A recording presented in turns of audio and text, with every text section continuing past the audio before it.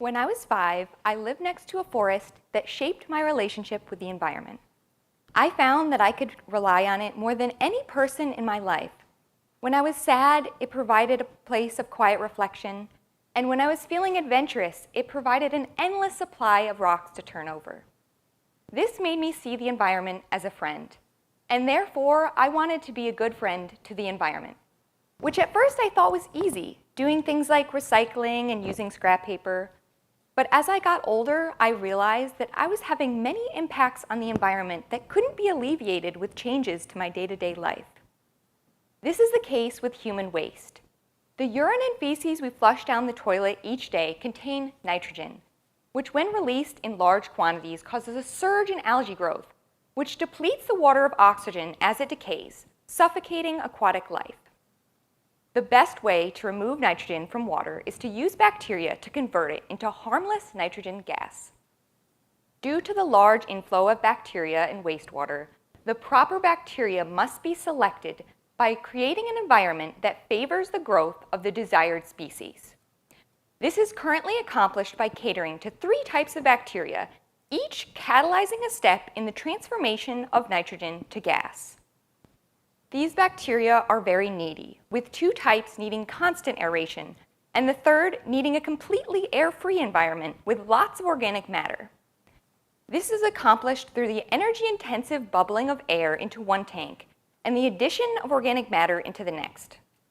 Unfortunately, much of the air is lost when the bubbles rise to the top, and much of the organic matter is washed through. This makes nitrogen treatment a source of greenhouse gases and makes it too expensive for many treatment plants to implement nitrogen treatment. My research aims to address this by allowing the selection of desired bacteria without changing the wastewater. Supplying oxygen and favorable chemicals through a membrane induces the natural tendency of bacteria to attach to surfaces by providing a good enough environment for them to stick around.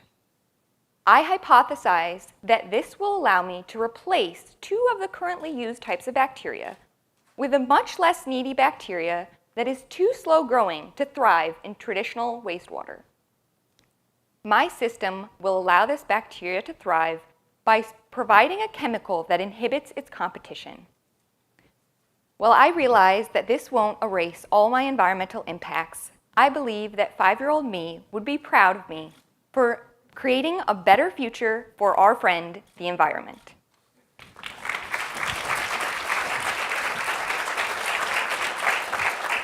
Well, I wasn't surprised to learn you were so interested in the environment when I learned you grew up in a farm in New York State. What type of a farm was it?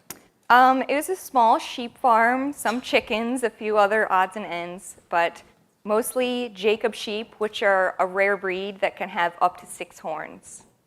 Wow. Did you have chores?